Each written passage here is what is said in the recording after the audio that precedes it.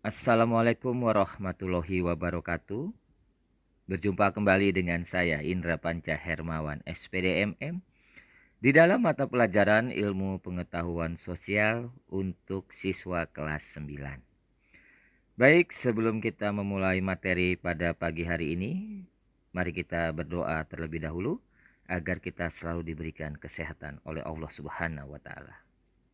Berdoa dimulai.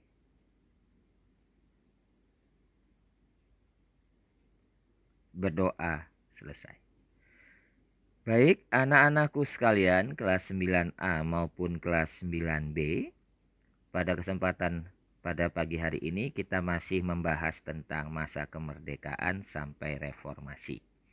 Untuk pada kesempatan kali ini, silahkan kalian buka buku kalian di halaman 110. Kita masih akan membahas tentang awal-awal kemerdekaan. Mengapa ini masih terus berlanjut? Karena saya ingin kalian memahami bahwasannya bangsa Indonesia merdeka ini butuh perjalanan yang panjang. Jadi diharapkan kita sebagai generasi muda bisa memahami dan menjaga arti kemerdekaan bangsa kita ini. Baik, minggu lalu kita membahas tentang peristiwa Rengas Dengklok. Ya, peristiwa Rengas Dengklok itu adalah peristiwa yang terjadi ketika detik-detik kita ingin memerdekakan diri dari Jepang. Ketika itu para tokoh dari kelompok muda itu menculik tokoh-tokoh generasi tua atau golongan tua, antara lain Insinyur Soekarno dan juga Dr. Andes Muhammad Hatta, dibawa ke Rengas Dengklok. Tujuannya adalah untuk mendesak agar kita segera memproklamasikan kemerdekaan bangsa kita.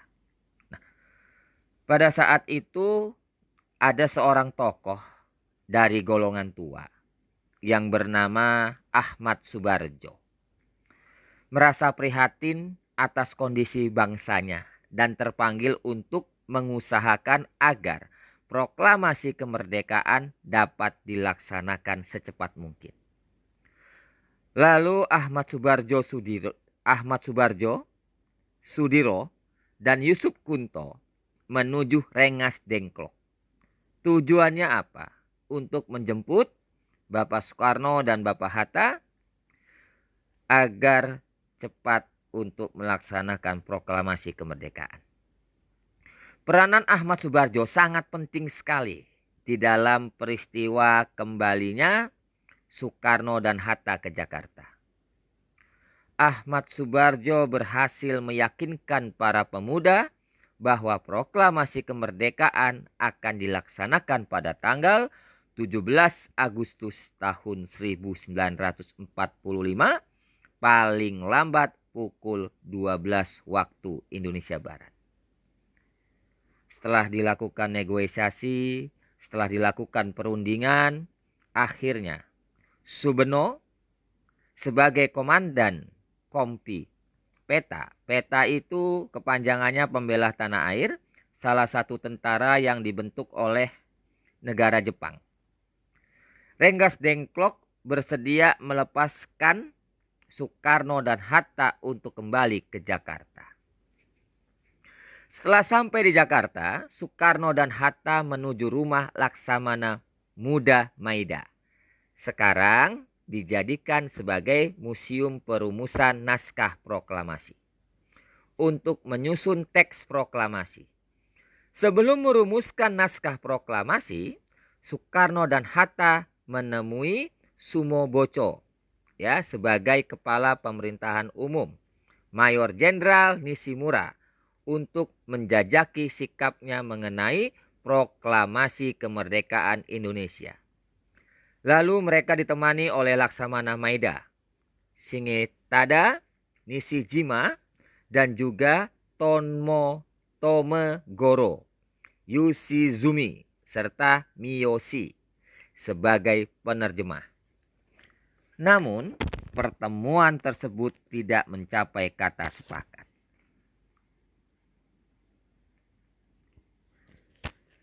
Lalu Nishimura menegaskan bahwa garis kebijakan Panglima Tentara ke-16 di Jawa adalah dengan menyerahnya Jepang kepada sekutu.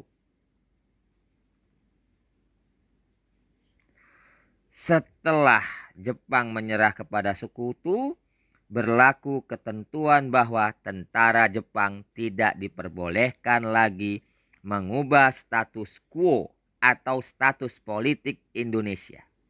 Berdasarkan garis kebijakan tersebut, Nishimura melarang Soekarno dan Hatta mengadakan rapat PPKI dalam rangka proklamasi kemerdekaan Indonesia. Di sini dibutuhkanlah yang namanya rasa nasionalisme. Ketika kita ingin memerdekakan bangsa kita, ketika kita ingin memproklamasikan kemerdekaan kita, kita harus mempunyai tekad yang bulat. Lalu Soekarno dan Hatta menganggap tidak ada gunanya lagi membicarakan proklamasi kemerdekaan dengan Nishimura. Mereka hanya mengharapkan pihak Jepang tidak menghalang-halangi pelaksanaan proklamasi yang akan dilakukan oleh rakyat Indonesia sendiri. Soekarno dan Hatta kembali ke rumah Laksamana Maeda. Bersama Ahmad Subarjo, Soekarno dan Hatta merumuskan naskah proklamasi. Ahmad Subarjo menyumbangkan pikiran secara lisan. Kalimat pertama dari naskah proklamasi merupakan saran dari Ahmad Subarjo yang diambil dari rumusan BPUPKI. Sedangkan kalimat terakhir merupakan sumbangan pikiran dari Hatta dan menambahkan pernyataan pengalihan kekuasaan. Akhirnya naskah proklamasi selesai dirumuskan. Selanjutnya Soekarno, Hatta, dan Ahmad Subarjo menemui golongan tua dan muda yang hadir di rumah Laksamana Maeda. Soekarno membacakan naskah proklamasi yang masih merupakan konsep. Kemudian beliau meminta semua yang hadir untuk menandatangani naskah proklamasi selaku wakil-wakil bangsa Indonesia. Pendapat tersebut juga diperkuat Hatta dengan mengambil contoh naskah Declaration of Independence dari Amerika Serikat. Namun usulan Hatta ditentang oleh golongan muda yang menganggap golongan tua yang hadir saat itu adalah antek-antek Jepang. Jadi saat-saat itu juga masih terjadi silang pendapat antara kelompok muda dengan kelompok tua. Akhirnya dari golongan muda, seseorang tokoh yang bernama Sukarni mengusulkan agar yang menandatangani naskah proklamasi adalah Soekarno-Hatta atas nama bangsa Indonesia. Usulan tersebut disetujui dan Soekarno meminta Sayuti Melik mengetik naskah tulisan tangan Soekarno dengan disertai perubahan-perubahan yang telah disepakati. Di dalam perjalanannya ada 3 perubahan yang terdapat pada naskah ketikan Sayuti Melik, yaitu kata tempo diganti tempo. Sedangkan wakil-wakil bangsa Indonesia diganti dengan atas nama bangsa Indonesia. Perubahan juga dilakukan dalam cara menuliskan tanggal, yaitu Jakarta 17/8/05 menjadi Jakarta hari 17 bulan 8 tahun 05. Masalah berikutnya adalah mengenai tempat diselenggarakannya proklamasi. Sukarni mengusulkan lapangan Ikada. Sekarang bagian tenggara lapangan Monas. Telah dipersiapkan untuk masyarakat Jakarta yang ingin mendengarkan pembacaan naskah proklamasi. Namun, Soekarno menganggap lapangan Ikada dapat menimbulkan bentrokan antara rakyat dengan pihak militer Jepang. Oleh karena itu, Soekarno mengusulkan agar pembacaan proklamasi dilaksanakan di rumahnya, Jalan Penggangsaan Timur nomor 56 dan disetujui oleh para hadirin. Pada tanggal 18 Agustus 1945, PPKI bersidang untuk menetapkan Undang-Undang Dasar serta memilih presiden,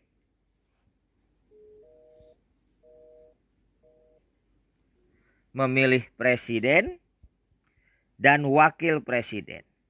Kemudian pada tanggal 19 Agustus tahun 1945, PPKI melanjutkan sidangnya untuk menyusun kelengkapan negara seperti kementerian, pembagian wilayah provinsi, membentuk Komite Nasional Indonesia, dan membentuk organisasi ketentaraan.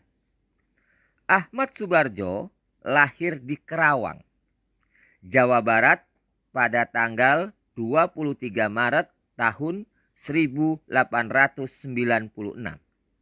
Beliau adalah tokoh pejuang kemerdekaan Indonesia, diplomat, dan seorang pahlawan nasional.